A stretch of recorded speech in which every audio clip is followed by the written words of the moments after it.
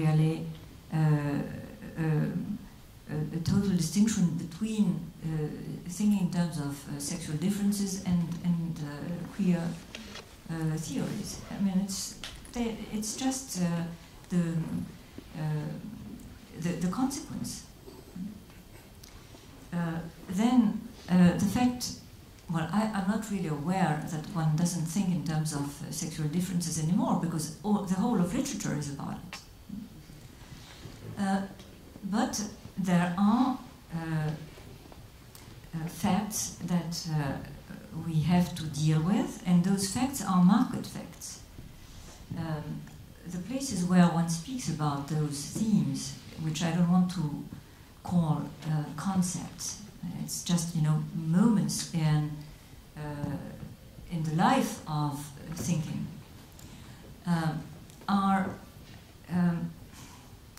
commanded by market values, makes it for all the places where this happens have a huge turnover. You know, you have to change the merchandise every 15 years or 10 years or 5 years. And and of course this is the American way of thinking. Every 5 years a new à la mode type of concept, because you have to sell. It's not thinking. As you know, there is a succession, there are a series of happenings in thought in order to sell, to market theory. So there are turnings, and there are also turnings in the marketing of idols. I won't name the 2014 idol because it's already past, and the next idol is coming.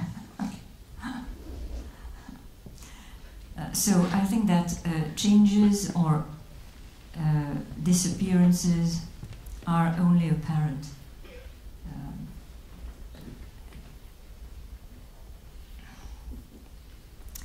You cannot evacuate, you cannot truthfully, realistically evacuate sexual differences. You experience them all the time.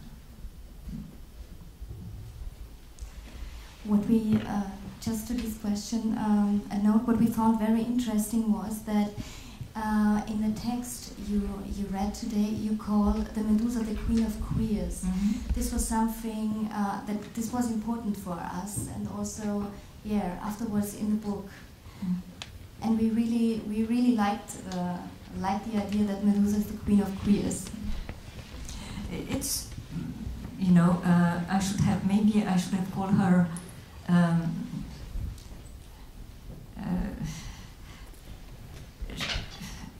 You know, she's so, as my mother would call her, antique. She's an antique. She's so contemporary. She's so everyday. She is always in transition. And as I said, exactly as I said a bit earlier, that Shakespeare was the first Derrida, the Medusa has preceded and anticipated all of us. And I think that we should come back on the reading of that, of the meanders of the myth, because it's so rich. And after all, she has appeared in remote times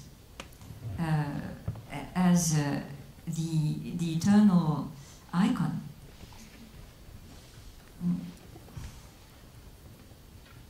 And she's fun. Thank you. I would like to ask Isabelle.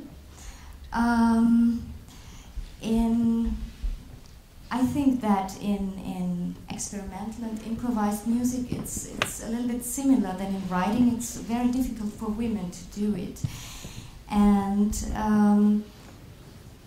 it seems to be still a mainstream not to use voice or breath. I mean, mainly instruments are used. They are in some ways deconstructed or de-instrumentalized.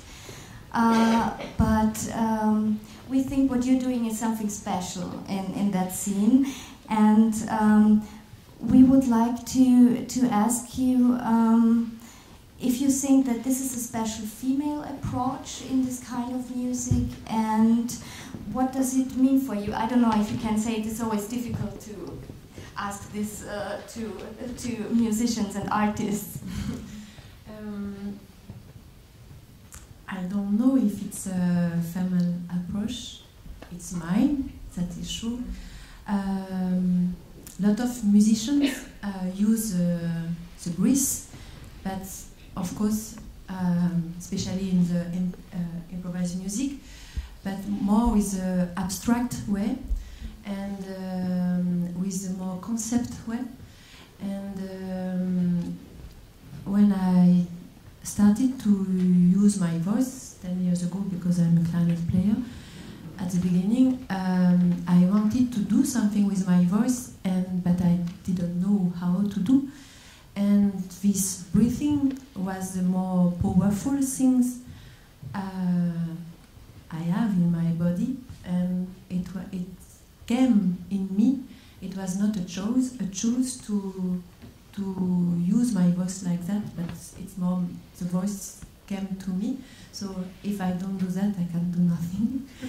And but it's true. What is true, it's to be a woman and to make to play and to sing like that. I have really to believe in me, because it's not a normal way, and it's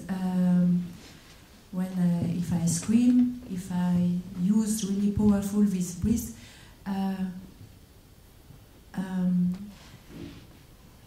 it means your art and your work is how to say, some people I know, because I speak with the audience, that can be disturbed with that, and I cannot do another things. And maybe if I would be a man, it would be very different with the same language. But because I'm a woman, it's disturbed, and I have really to know I do that, and it's that I have to say, I have to sing, and it's that it's in my body, and I can do even if I'm a woman. Yeah, thank you very much, Isabelle. You just said it's not the voice you are choosing, but it's a voice coming to you. That might be, I don't know, that might be similar to Claudia, because as a translator, I would like to address you now as a translator. The texts are coming to you in a special way. So, and as we might know, translation happens to be a most relevant subject in deconstruction. There's a lot of theory about translation, what we could understand as translation, and given that background, what would you say are the most particular challenges for you when translating texts from Hélène Cixous, when those texts are coming to you? What would you say are the challenges for you? I think for me, the biggest challenge is to try to be as fair and as just with the text being so intricate and so completely alive in every detail, every comma, every full stop, every letter, every word and every sentence is so utterly moving in so many different directions of sense that necessarily translating is a very the risk is that to violate the text terribly and to maim it and to not be as intelligent as one ought to be with all its very live qualities. So it is actually, you really must, in a certain way,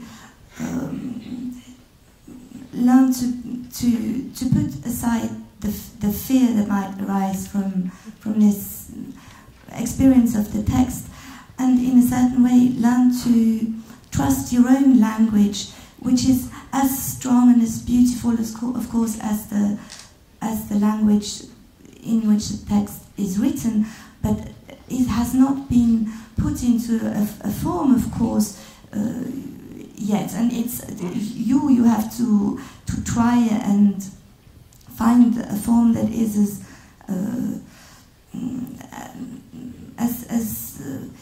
to do as little harm as possible to the text you want to translate.